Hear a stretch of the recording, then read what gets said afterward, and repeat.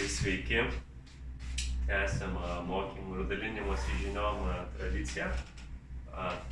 Tikiuosi, kad ir Liudmila, galbūt su laiku ir Laurynas ir kiti pristatysit kažkokių tai idėjų, kaip geriau dirbti, organizuoti veiklą. Priimam pakankamai plačias turbūt temas, kiek tai mums visiems gali pagelbėti ir pakelti kažkokį tai lygį. Šiandien šnekėsiu, turėjau neblogos medžiagos, vėliau apie ją pabaigoje papasakosiu. Tema, kas trukdo keisti arba kaip įvaldyti įtikinėjimo meną, ar ne? Tai, kad tu kažką įtikintum, kad priverstum sekti pagal save arba pakeisti kito nuomonę arba įsitikinimus, išankstinį nusistatymą, tai automatiškai tą žmogų keisi. Tai dėl to šitos temos, tačiau kaip viena nuo kitos yra neatsiejama. Pokytis, kiekvienas norime kažką pakeisti. Tai kai ateina naujas vadovas, organizacijos vadovas arba padalinio vadovas, ar ne, jisai turi kažkokią savo viziją, nori keisti esamą tvarką, siekti kažkokių geresnių rezultatų, negu buvo anksčiau ir panašiai. Pavyzdžiui, pardavėjai nori pakeisti klientų elgesį, kad jie uždavinėtų užsakymus, jiem priimtina tvarka, kažkokius tai Excelius tvarkingesnius duotų, žiniaraščius visą laiką parengtų, kad reikėtų mažiau krapštytis ir taip toliau. Tie patys klientai irgi dažnai nori pakeisti pardavėjų elgesį, kad duotų jiem reikiamą tvarką duomenis, vėlgi tam tikros formos dokumentus, pasidalintų į tam tikrą virtualią duomenų bazę savo pasiūlymais ir taip toliau ir taip toliau. Čia vėlgi kažkiek susijęs, tarkim, projektų vadovas atėjęs nori pakeisti, jam atrodo nereikalingas procedūras, kurias yra įmonėje įprasta daryti. Čia 80% turbūt būna, kai ateina naujas žmogus į seną vietą, jis mato, kad čia daug kas blogai, kad anksčiau apskritai tvarka buvo bloga ir kad reikia pokyčių. Tai čia aišku, 3 iš milijono tik tai pavyzdžių, aš per 1 minutę sugalvojau juos. Žmona gali norėti pakeisti netgi vyrą, tėvai vaikų elgesį ir panašiai. Likime ties darbinėm situacijom. Šitoksai kėdės pavyzdžiukas yra apie pokyčius ir apie kito žmogaus, apie žmogaus norą pakeisti kitą, ne? Tai, tarkim, jeigu norime pastumti kėdę, tiesiog paimame ir pastumame, geriau, kad jinai būtų su ratukais, bet galima tokią paprastą kėdę, ar ne, nesunkiai pastumti. Bet jeigu tu pradedi stumti žmogui kažkokias savo idėjas, jų jam gerai neparduodant, nevargstant su įtikinėjimu, tai jisai stumia atgal. Tokia, taip sakant, taisyklė, kur mes toliau išplėtosime. Reikia jau lysti į žmogaus psichologiją ir šiek tiek sudėtingesnius mechanizmus išmanyti. Tai toliau kyla logiškas klausimas, kodėl žmonės priešinasi pokyčiams, net jeigu jie patys tarsi supranta, kad jiems į naudą, ar ne, projektuotojas projektuodavo, nežinau, dvimatę programą, nupirko įmonės vadovas trimatę, teklą, BIM struktūrą ir turbūt dauguma, ypač vyresnių, norės likti prie savo programos, nes jam taip geriau. Prieš 20 metų gal norėjo likti žmonės prie braižymo, o ne prie kompiuterio, ne? Tai kodėl tas priešinimasis vyksta? Ne vien dėl seno amžiaus, tai paėmus tiksliau šiek tiek, tai mums patinka jaustis, kad patys kontroliuojame situaciją, priimame sprendimus. Jeigu aš pasakysiu, Vitalijau, Aleksėjau, darykit taip ir taip, apsiaukit tokios spalvos batais. Tai natūralu, kad žmogus priešinsis ir kels klausimų, nes iš kitos pusės pažiūrėjus, kai vykdome kitos sprendimus, tą kontrolę apie savo veiksmus, kuriuos atlikome anksčiau savarankiškai, jaučiamės praradę, ne? Tai dabar lyskime šiek tiek toliau. Buvo toksai Tide Pod Challenge. Tas Tide Pod tai apskritai yra toksai kaip ir Tide minkštiklis skalbiniams. Gal čia net ne visai minkštiklis, nu jo, toksai kvapiklis, minkštiklis, kažką žodžiu gero duoda, kai tu įmeti į skalbimo mašiną. Tai dar 2005 metais juos kartais supainiodavo su saldainiais maži ir seni žmonės ir būdavo apsinuodijami, nes tokios, gražiai atrodydavo. Paskui vėliau pakeitė jų pakuotę šiek tiek, taip, jie pradėjo labiau atrodyti kaip cheminės priemonės. Bet kokiais 2008 metais vėl ta tendencija įgavo tokią pramoginę pusę, tai pradėjo paaugliai daryti tokį Tide minkštiklio iššūkį ir tiesiog nusifilmuodavo, kaip suvalgo tą minkštiklį. Ir įkeldavo į internetą, ir nemažai būdavo ir apsinuodinimų, gal mirčių nėra labai daug, bet būdavo ir mirčių keletas per metus. Tai Tide galvojo, ką čia daryti, kaip sustabdyti, ir jie tiesiog primityviai tokį video kontrą padarė su mokslininkais, net ne su mokslininkais, turbūt tiesiog Tide kažkoks atstovas sako, nevalgykit jūs tų minkštiklių, čia yra jie ne tam skirti, juos reikia dėti į skalbimo mašiną. Ir po šito pareiškimo tas Tide Pod Challenge'as dar labiau subujojo. Tai reiškia, kad kažkoks tai draudimas, kaip ir prieš tai mano minėtas kažkoks paliepimas be gilesnio išplėtojimo, kaip minėjau apie tuos batų spalva sukelia žmonėm pasipriešinimą ir jie dažniausiai daro atvirkščiai netgi, kaip tu sakai, čia ne vien vaikam galioja, kaip ten sako, jeigu kažką liepsi vaikui daryti, jisai darys atvirkščiai. Čia galioja ir suaugusiems žmonėms tas toks atmetimas, jeigu kažką liepi arba jeigu kažko draudė. Tai dabar žiūrėkime toliau. Kaip įveikti tą pasipriešinimą, ne? Tai galima pasiūlyti meniu. Vietoj to, kad tu pasakysi žmogui, mums čia dėl saugumo reiktų ryškesnės avalinės ten, arba tiesiog naudok raudonus batus, tu gali jam sakyti, reikėtų mums ryškesnės avalinės batų, pasirinkit ten tarp raudonų, ryškiai geltonų, žali ir panašiai.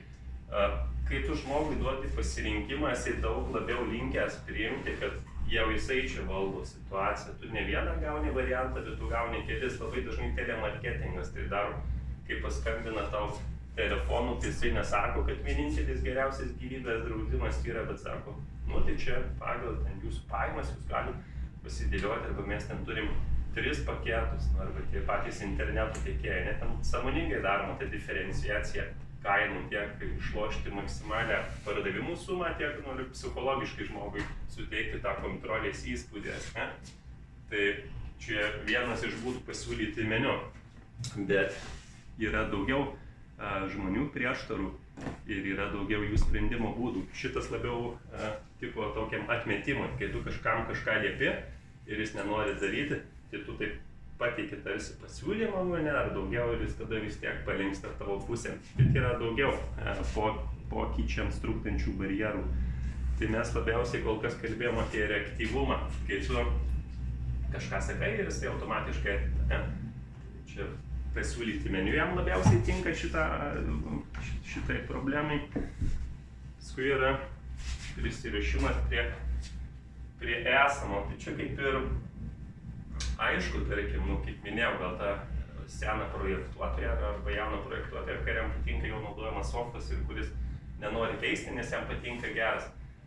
Tai šitą galima problemą spręsti, barjerą spręsti įvairiai. Gali iš lėto ardinti savo pasiūlymą link jo, bet iš karto nesakyti, kad naudok tą programą. Galbūt iš pradžių parašyk jau ten kokį 3D sukurti kažką. Gal jis instaliuoti pradžiai tą naują programą reikėtų, gal parodyti kažkokį senojo trūkumą. Mes toliau biškį plačiau panagrinėsim porą situacijų ir pasižiūrėsim. Toliau yra atstumų barjeras. Atstumas tai ne fizinė distancija, bet tarkim, įsivaizduokim cecho meistrui, Andrius sakytų, parenk man per savaitę gamybinių linijų pertvarkos planą, kaip mes ten nuo kitų metų galėtume viską pakeisti. Tai yra milžiniškas dalykas ir ambicingas galbūt meistras gerai, jisai atsistės ten porą vakarų kažką pabraižys ir galbūt, bet dažniausiai žmogus sakys, ne, nu tai baigtų, čia, žinai, čia tavo darbas, čia šis, žinai, Raimundo darbas, ten, ar susigytų jūs šis spręskit. Ta užduotis nuo jo yra labai nutolusi, arba jinai yra per didelė, ar ne? Tai nutolis būtų, jeigu lieptum kažką su apskaita ten labai jau ten tiksliai daryti, ten vos nesuvedinėti, nežinau, kažkokius ten sąskaitas, nors kaip ir nėra nutolis, bet ne visai tiesiogiai mėgstu darbas. O per didelė tai, kad, kaip minėjau, kažkokį ten didelę reorganizaciją žmogui, kuris tarsi nėra ten taip aukštai, kad tokiais holistiniais sprendimais užsiiminėtų. Ketvirtas barjeras pokyčiams yra įrodymų trūkumas. Tai vėlgi panagrinėsim situacijų, galėsim pasižiūrėti praktiškai, kaip tai atrodo, bet čia kaip ir viską suprantam. Kai tu kažkam kažką liepi arba siūlai sekti savo pavyzdžiui, bet jis tarsi neturi aiškios susidaręs nuomonės, kad čia tikrai veiks, ar ne? Kad tas naujas ten koks perforatorius tikrai ten 2 kartus našesnis ir panašiai. Ir įrodymų trūkumas yra susijęs su paskutiniu barjeru neaiškumu. Neaiškumas tai irgi būtent kalba apie tokį, kad žmogus nėra įsitikinęs ir dažnai mes nesame įsitikinę, kad kažką, ką pradėsim, tai mums seksis gerai. Ir neaiškume toksai įdomus paradoksas yra kaštų ir naudos tarpo paradoksas. Tas angliškai gal cost and benefit timing gapas. Mes iš karto patiriam nuostolius, arba piniginiai nuostoliai, investicijas, gal pavadinkim piniginės investicijos, savo laiko investicijos ir mums neaiški ir nežinia, kada ateis grąža. Tai kai dažnai kažkokius projektus svarstame, tai tas neaiškumas kiša koją, nes ten skaičiuojam Exceliuose, skaičiuojam ir net gal finansiškai ten kažką parodom, kad po 5 metų žiūrėkit atsipirks, bet tokio daug nepasitikėjimo, nes neaiški situacija, mes nesam bandę ten to įrankio arba tos naujos gamybinės linijos veikimo kažkokių neturim pavyzdžių. Tai čia labai toksai platus ir svarbus barjeras. Dabar praeisim porą situacijų. Vieną pasiūlysiu išspręsti namie, neprivalomai, bet galėsit man į e-mailą parašyti. Aš tą situaciją susinagrinės ir pasitikslinės ir galėsiu pakomentuoti, kaip jinai turėjo būti sprendžiama. Tai, tarkim, pirma situacija, žmonės, atėjo metas naudotis dezinfekciją, yra nupirkta priemonių, pastebima, kad jos netuštėja, kad nelabai naudojasi ir panašiai. Tai sprendžiam kažkokią problemą, ar norim padaryti pokytį joje, kažkam parduoti, kažkokią mintį, kažką daryti, tai reikia išsikelti problemą. Tai gerai, problemų yra, žmonės nesinaudoja. Tada reikia kelti klausimus tai problemai ir biškį patikslinti, kodėl nesinaudoja dezinfekcinė priemonė, ne? Kodėl nesinaudoja. Ir susidaryti tokius variantus, iš kurių bus išrinktas tiksliausias ir jam bandysim pritaikyti vieną iš aptartų barjerų, kas labiausiai, kodėl nesinaudoja. Tarkim, nežino, kad tokie yra elementarus informacijos trūkumas. Nebuvo paaiškinta, kad jie yra nupirkti apskritai ir kad reikia naudotis. Mano, kad buteliukas gali būti ten nučiupinėtas. Įsivaizduokim, kad žmogui vos ten, jis pats galvo, reikia paimti, man purkštis, bet tai čia kiti dar 100 žmonių ims ten tą patį buteliuką, tokio nenimiškumo daug. Tarkim, trečias variantas yra pasiskaitę, kad ta dezinfekcija neveikia, kad ten korona plinta per orą, bla bla bla bla. Turi savo sugalvotą dezinfekavimo sistemą. Čia galima, aišku, pasijuokti, bet negalvoju kažką su alkoholiu. Tai šitą, kai tu sprendi problemą ar susidarai galimus nuo tos problemos, sakykime, tokias priežastis pagrindinės, tai reiktų išsirinkti, pabandyti atmetimo būdų, ten vieną arba kelias tiksliausias, tai tarkim, nustatom pasišnekėję, ten brigadų vadovai ir meistrai, kad mano, kad buteliuką ten kokia valytoja nučiupinėja, nežinau, ar ten kiti. Tada, kai išsiaiškini problemos tą pobūdį, kodėl labiausiai nesinaudojama kažkuo arba nenorima eiti į priekį, tai tada autorius, apie kurį trumpai pabaigoti. Profesorius, jis yra psichologijos, sociologijos, Amerikos dviejose universitetuose, žinomuose Vortono ir Pensilvanijos. Tada siūlau įdėti tą problemą, priskirti vieną barjerą, kuris trukdo. Tai mūsų atveju mano, kad čiupinėtas gali būti ir panašiai, tai labiausiai gali tiktų toks neaiškumas, nes jis iki galo nežino tos situacijos. Tai tarkim, identifikuojam, kad čia neaiškumo barjeras, tai ką? Tai mes paaiškinam, gal kokią lentelę padedam, kad jums jo imti net nereikia, ten reikia paspausti, ir ten įdedam kokią instrukciją, kaip valytoja keisdama nieko ten neliečia, arba, ta prasme, tiesiog parodom žmogui, paaiškinam, nes, tarsi ir viskas ok, ir net atrodo nelogiška, bijoti, ten tas buteliukas nučiupinėtas, bet vis tiek. Bet galėjo būti, tarkim, ir kitas variantas, visgi, pavyzdžiui, nustatom, kad ten žmonės turi savo sugalvotą dezinfekamusią sistemą arba mano, kad neveikia, tai jie netiki mokslu. Tai tada įrodymų trūkumas galbūt ar negalėtų irgi būti. Tai vėlgi iškabinam arba pravedam kažkokius mokymus ten apie tą, nežinau, higieną, pasikviečiam kokį nors ten mokslo darbuotoją, kuris papasakoja, kad tai veikia, parodo kažkokios statistikos, galim tos statistikos ir pakabinti. Atstumo čia tikrai nėra barjero, nes tarsi tai tiesiog žmonės liečiantis dalykas, tas toksai jų asmeninė sauga, prisirišimas prie esamų. Tai galbūt jeigu nustatytume, kad jie ten patys turi kažkokius flakonėlius, ten nešiojasi kišenėse ar kažkaip kitaip dezinfekuojasi, tai reikėtų mums tą savo sistemą linkių artinti, galbūt išdėlioti daugiau vietų ar panašiai, taip iš lėto juos tempti link tos bendros sistemos. Arba jeigu nustatom, kad jie ir taip gerai dezinfekuojasi, tai gal apskritai tada nieko daryti nereikia. O reaktyvinis irgi galėtų būti priežastis, jeigu tiesiog žmogus nieko nedaro, bet nenori, jis kaip užsišika, kaip sakom, kaip mažas vaikas, kaip pradžių šnekėjau apie tuos batus, užsidėti raudonus batus nesidėsiu. Tai gal tada mums reikėtų tiesiog išdiferencijuoti tų dezinfekavimosi priemonių sistemą. Tu gali dezinfekuoti rankas paskui darbuotojam, taip pat išeidami jūs ten galėsite su šlapiom, spirituotom servitėlėm nusiplauti, tualetuose ten įdedam kokių tai glazūruotų tepaliukų, pasiūlyti jam daugiau variantų ir tikrai kažką pradės naudotis, nekišti būtinai to vieną. Tai tarkim tokia pirma situacija. Ir aišku, aš sutinku, kad tiksliai atsakyti situaciją ir susirasti tą tiksliausią priežastį, kodėl kažkas nevyksta, gali būti pakankamai sudėtinga, bet visgi reikia nuo to pradėti, išsikelti logiškiausius kažkokius variantus ir pasirinkti, kuris tiksliausiai apibūdina problemą ir tada žiūrėti tuos barjerus. Gerai, toliau. Antra situacija.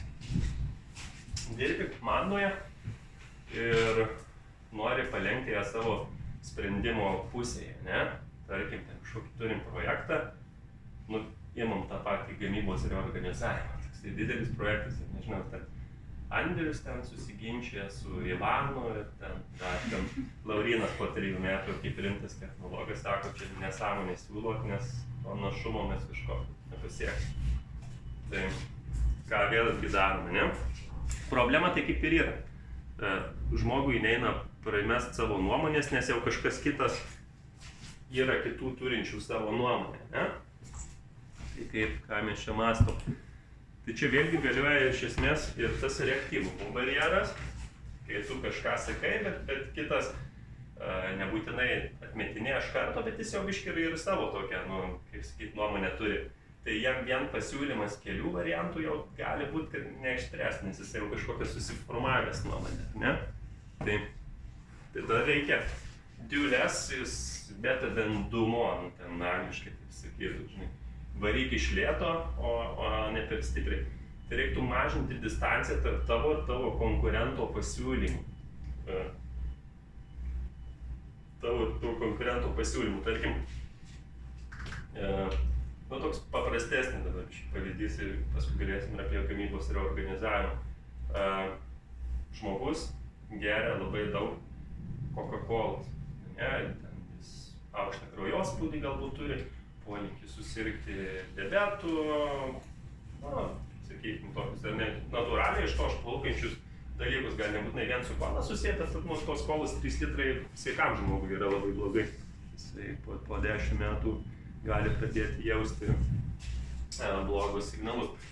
Tai daktaras jam sakytų, ponas Petraitė, pabandom gerti 2 litrus per dieną, ar ne? Mažinami šiek tiek tą jo suvartojimą, bet tarsi dar leidžiam žmogui išlaikyti tą kontrolę savo rankose, aš vis dar geriu Coca-Cola, ne? O kai jisai po mėnesio ateis gerdamas 2 litrus kolos, tai tada sakai, tai žiūrėkit, čia 2 ar 1, čia nėra labai tokio didelio skirtumo, ne? Tai pabandom išgerti 1. Jisai tikėtina vėlgi, jeigu labai stipriai nespausis ir tarsi jausis, kad kontroliuoja situaciją ir išgers tą 1 ar galiausiai gal apskritai, ne, išmes tą Coca-Cola. Tai jeigu tu liepsi žmogui iš karto kardinaliai pasikeis, jisai sakys, ne, turbūt arba nepatikės, kad gali. Jeigu palaipsniui, tai tikėtina, kad tai suveiks. Jeigu grįžtant prie mūsų gamybos ir organizavimo, pavyzdžiui, tai nežinau, tai reiktų pasižiūrėti, ką tavo kolega siūlo, gal jisai siūlo kažkokį išdėstymą pakeisti, o nenusipirkti naujos įrangos, bet tu manai, kad tos įrangos naujos reiks.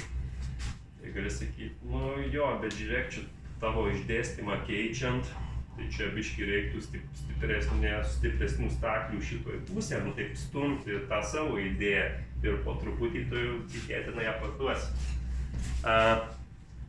Namų darbas, nu skliausteliuose neprivalomas, bet siūlau pasvarstyti. Nu mes tarsi ir galėtume dabar paspręsti, bet vis tiek įtariu, kad aš daugiausiai šnekėsiu, aš gal geriau prasiųsiu skaidrės, jūs pasižiūrėsit tuos barjerus ir siūlau asmeniškai pasėdėti ir pamastyti.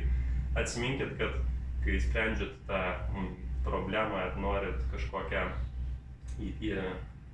paroduoti tą problemą, sprendimą ar savo nuomonę, tai turit kelt klausimus, tą problemą iš pradžių išsikelt, čia jinai tarsi ir bus įvardinta, po to klausti, žinai, kodėl taip vyksta, nu, ar taip. Tai tarkim, ir po to rasti barjerą, tą 1 iš 5 ir per jį sukurti pasiūlymą.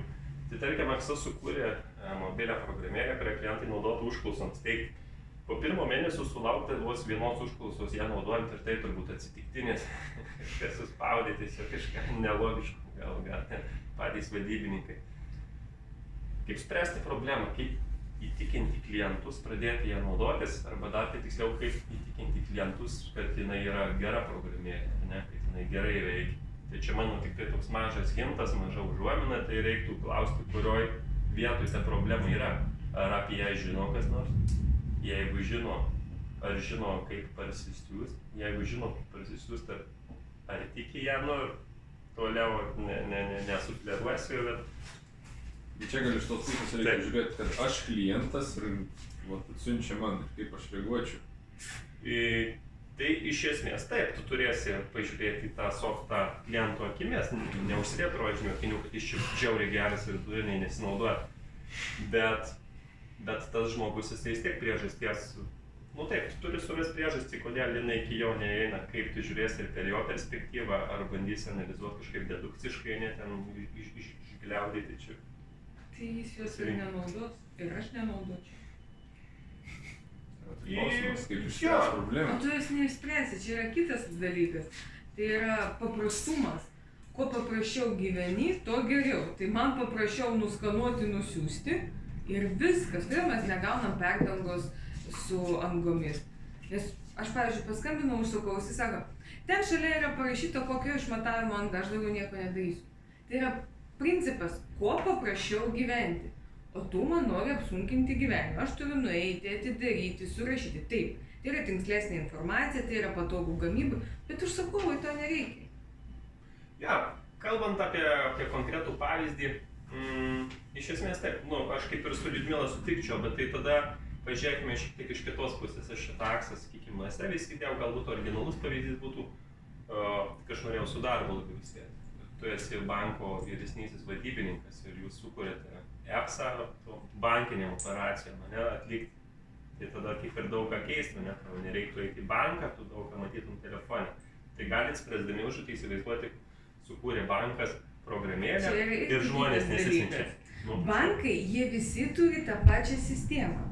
O paimti, pavyzdžiui, bet supranti, kiekvienas bankas turi savo prisijungimo tą sistemą ir tu privalai ją naudotis. Taip. Jeigu, pavyzdžiui, aš užsakovui pasakysiu, tu padaryk, užpildyk, jis pasakys, aš einu į Ukmergės gelžbetonį, ten man viską paskaičiuok. Paprasčiau. Viena sistema, jinai privaloma ir jinai tokia yra. Kita yra paprastumas. Tai aš eisiu link paprastumo. Tai jo, bet koks tas tavo paprastumas eiti į banko padalinį arba keist banką, kuris turi geresnę aplikaciją? Pavyzdžiui, aš keičiu banką tik dėl to, kad man paprasčiau. Man, pavyzdžiui, DNB tai yra nesąmonė. Tai tau sunku naudotis programėlę? Aš nenoriu gilintis į ją. Ne, tai gerai, bet čia, žinai, Liudmila, iš tos daug kas naudoja, tikrai ir populiarus Ne, yra dalykas, čia toksai penkių yra punktų atmetimo, tai čia vat pusę surašyti galėčiau dabar tau, kad tu sakai, nes tu tiesiog atmeti. Ne, tiesiog, pavyzdžiui, dabar mes einam, kitą knygą, paprastumas. Žmogus nori gyventi kuo paprasčiau, kuo greičiau, kuo paprasčiau. Bet ir naudojimas, žinok, programėlę, tai paprasčiau negu jungtis ten prie interneto arba važiuoti iš kaimo į banką. Nu, čia gali būti Aš dar pavyzdys. galiu duoti pavyzdį, tęstinių mokymų centras, kur dabar Da Vinci tam dalyvauja, jie kaip save pardavinėja. Pas juos marketingas veikia tokiu principu. Tau atsiunčia nemokamą webinarą, valandas. Ir paskui atsiunčia apklausą. Apklausos metu, jeigu tu apklausą atsakai, tau atsiunčia nemokamą slaidus, konspektą mokymų. Tai tu gauni mažą saldainį. Ir čia padarėjai už apklausą 3 klausimų 5 ir davai kažkokį mini saldainį. Ten apie gelžbetonį kažkokį PDF, dar kažką, visi pildys. Ne visi. Nuolaida 5%. Šito tai nereikia. Reikia tokį, kur šitą nereikia panaudotų, bet tai nieko nekainuoja. Kaip tas PDF-as, jis mokymus rengė, santrauką padarė, išsiuntė, atidavė, nes aš visą laiką užpildau. Virtualią pridėtinę tavo naudą sukurti, nebūtinai ten daug investuoti. Nes šitas užkabina, aš visas jų šitas padarau. Čia vienas. Nėra. Palaukit biškį. Ne per ilgai. Tai čia siūlau taip asmeniškai neprieiminėt, naudojasi šimtai tūkstančių milijonai žmonių tų programėlėm. Jos yra nustatyta, kad yra patogu ir gerai. Tai vis pabandykit iš banko menedžerio pusės pabandyti išspręsti problemą, kodėl nesinaudoja. Nes vien pasakymas, kad čia nepaprasta ar panašiai, nėra tikslus. Čia, žinai, gal 11% ir taip. Tiksliai, tiesiog apie perdangas aš kalbu, ne apie Ja. nes ten yra kitokia sistema. Taip. Tai aš dėl to ir pakeičiau. Norėjau prie Aksos pritraukti, bet jeigu dėl to loginio argumento kalbam, tai aš sutinku, kad mažai kas naudosis tuo apsus. Mes kai su Rimvydu, tais namais labiau prekiavom prieš 5 metus, su renkiamais tai buvom padarę elektroninėje erdvėje Akselite galimybę ir dabar iš tikrųjų įvesti ten duomenės ir siūsta užklausą. Tai iš tikrųjų siūsdavo, bet mums patiems gal nelabai patogiai buvo, nes vis tiek daug klausimų kyla. Kažką ten atsiūs kažkas ir ką toliau daryti. Reikėjo imti tokius, kur labiau to tikrai nori, namą surinkam. Dabar emocijos, ar ne? Emocijos dažnai trukdo priimti tuos teisingus sprendimus ir kažkokį pokytį atlikti, ar ne? Tai žmonės šiaip linkę emociškai žiauriai prisirišti prie daiktų ir juos pervertinti. Pavyzdžiui, buvo Amerikoje tyrimas padarytas ir kuo žmogus ilgiau gyveno savo kažkokio privačioje erdvėje, tarkim, individualiam name, tai tuo jisai labiau užsimeta vertę mintyse jo. Ir dažnai neadekvačiai jisai surinka, visai pradeda nekoreliuoti to žmogaus įsivaizdavimus, kiek tas turtas verta. Dažnai šiaip gal ir pamatysit, ten ir tam pačiam Rokiškės žiūrės skelbimų, įdeda kažkokį, gerai ten didelį, bet seną aplūžusį namą, ten nežinau, 250 000, ten nesąmonė, tu lediniai gali užtiek pasistatyti naujai, tai kam to pirkti tą seną. Tai matosi, kad žmogus labiau emociškai norėjo pasižiūrėti arba tiesiog testuoja rinką, gaudo, gal kažkas susimastyti. Žmonės linkę bijoti naujovių, moksliškai tai vadinama neofobija. Neo, naujas fobija baimė, ne, naujo baimė. Jie prie kažko prisirišę, jiem nepasitikėjimas, kad nemokės naudotis ir panašiai. Iš dalies susijęs su naujo baimė žmonės linkę bijoti ar bent jau vengti to, ko nesupranta. ne? Dažnai žmogus tarsi gal norėtų kažkokią naują sporto rūšį ar ten pomėgį įsigyti, bet gal, nu ką, aš nežinau, to kamelio niekad nečiupinės taisyklių, nežinau, juoksis ten iš manęs dar kažką. Ir žmonės linkę bijoti to, ko patys nedaro, vėlgi kaip panaši situacija.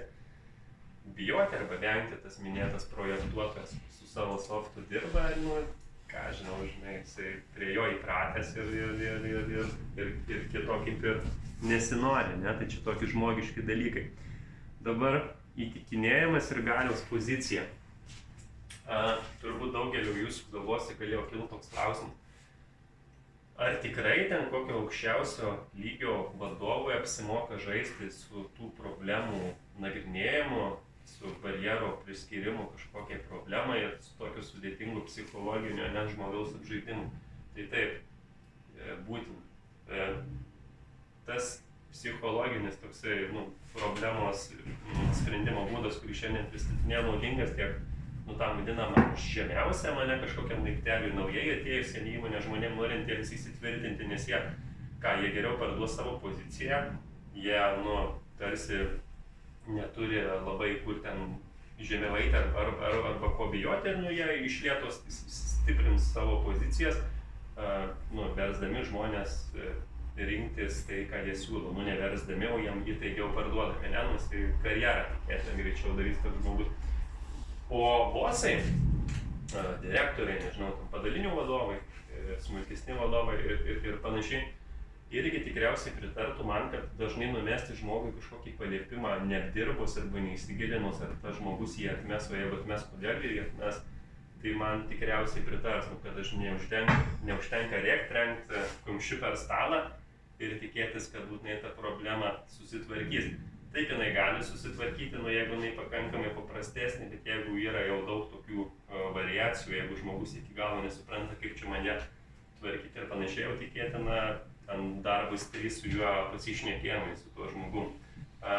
Čia trumpai dar apie tokį deep state pašnekėsiu. Deep state'as tai yra valstybė valstybėje. Yra tokia pusiau sąmokslo, konspiracinė teorija, pusiau legitimus matymas, kai ne patys aukščiausi, pavyzdžiui, valstybės veikėjai pradeda primetinėti valstybei sprendimus, kurie atrodo jiem naudingi. Pavyzdžiui, Lietuvoje ten prieš 10 metų buvo toks valstybininkų skandalas, kai toksai Albinas Januška, ten netgi žurnalistas Lopata, visokių į valstybinių departamentų direktoriai iš esmės bandė vykdyti buvęs VRK pirmininkas Mečys Laurinkus, tiksliau saugumas. VRK vadovas Mečys Laurinkus, nepaisydami jie ten tų aukščiausių ministrų, prezidentų ir ten parlamento valios iš esmės bandė vykdyti autonominį savo valstybės valdymą, nes ten nepasitikėjo esamą valdžią ar panašiai. Tai lenkiu link to, kad kai neapdirbami sprendimai, kai jie tiesiog numetami, parėkiam ar panašiai, gali susiformuoti žmonių sluoksnis, kurie gan nesunkiai tai ignoruos ir vis tiek darysis, kaip jam atrodo geriau. Tai nuo to nukentės tiek patys vadovai, tiek neįvyks pokytis. Aišku, galbūt tie žmonės susitarę padarys geriau, sakote, supuvus galva, mes žinom geriau. Tai čia tokia vagimdo to deep state'o problema, biškitas toks numetinėjimas, tuo įtikinėjimu geriau neužsiemant. Dabar kaip įtraukti komandą, ar kartą tokia finalizacija, ne? Tai įrodyti, kad vietoj kažkokių nurodymų arba užduočių priskyrimo, geriau kaip pats žmogus šiek tiek tavo lenkiamas link tavo norimos pusės pats kažkokį sprendimą priima arba pasisiūlo, ar ne. Jeigu paimtume kokius metinius pokalbius, tikriausiai retai kada pasakys vadovas, kuriuo aš tikiesi, žinai, tau reikėtų dar padaryti tą. Gal ir pasakys, bet tai nebūtų labai profesionalu iš jo pusės. Jam gal dėl to klausia, ko aš savęs dar labiau tikiesi, kur čia galėtų mums padėti. Nes kai žmogus pasako pats kažką, kaip priima tą tarsi sprendimą už save, ne, tai jisai jaučiasi įsipareigojęs. Ne? Jeigu pasakysiu, kad ten noriu 2 kartus didesnių pardavimų, tai aš jau juos ir turėsiu pasiekti, ne? Niekada irgi įmonės direktorius nesako, kiek kas turi parduoti, sako, atsiųskit savo pardavimų planus kitiem metam, ne? Nes jeigu tu pasakysi, kitas sakys, nu tai čia tavo nuomonė, čia yra nerealu, nesąmonė, kai jisai pats atsiunčia, kad ir biškį sumažintus tikriausiai dėl saugumo tos savo siekius, jisai juos tikėtina labiau pasieks. Taip pat tas pats autorius, kuriuo remiuosi, sako, kad jisai išnagrinėjo daug ten įmonių šimtus ir išsiaiškino vieną pagrindinę sėkmės priežastį tų didžiųjų įmonių. Jos pirmą ieško problemus, po to būdo jau išspręs, skamba kažkaip vaikiškai ir paprastai, tai taip dažnai, bet dažnai mes ar prieš tas problemas jau užsimerkiam, ar iš karto žinom, kaip ją reikia spręsti, o jisai sako, ne. Išsikeli kažkokį pokytį, pažiūrai, kodėl jisai, braško kažkokią problemą susirandė, ne, kad kažkas kažko nesinaudoja, ir kodėl nesinaudoja. Ir tada jisai siūlo tais 5 didžiaisiais savo barjerais aiškintis, diagnozuoti ne tą susirgimą, ir tada bus paprasčiau jį gydyti. Na ir paskutinė mintis, žinoti, kaip įtikinėti, išmanyti, tarkim, šią technologiją, arba tiesiog žinoti, kad tai veikia ir pridėti prie savo valdymo būdo. Tai žinoti, kaip įtikinėti yra svarbiau negu charizma, negu ten tas gyvas pokalbis, tu gali ir e-mailais, tu gali galbūt ir virtualiai tuos dalykus daryti, apie kuriuos šiandien kalbėjome, kaip tavo kažkokia ten charizmatiška išvaizda, gražus stotas ir panašiai. Aš taip pasipaprieštaraučiau, pokalbis akis į akį, niekada neatstos gražaus ten mokėjimo technikos išmanymą, žinai, elektroniniu paštu. Čia biškai generalizavimas, aš tai ir nesakau, kad geriau elektroninis, geriau yra akis į akį, bet ne visą laiką tai pasieksi, tai tu tas technologijas mokėdamas, bent jau autorius teigia, žinai, kad tu gali ir prašauti tą įtikinėjimą vienas ant vieno, bet ne aš generalizuoju, nei sakau, čia tokį. Ta prasme, jeigu tu susitiksi su žmogumi, bet nežinosi, kaip veikia jo psichologija, tai prieštaravimo mechanizmai, ne, ir tik tai pasakysi kažką, tai net nežinau, ar ne akis į akį pritaikęs ten kažkokį sudėtingesnį modelį pasieksi geresnį rezultatą. Ta prasme, žinau. Bet tas pokalbis vyks greitai, ta prasme, nes elektroniniu paštu tu kol užduosi, kol gausi feedback, kol ten suvaikščias, dalis praignoruos, ne dalis, o didžioji dalis praignoruos. Geriausias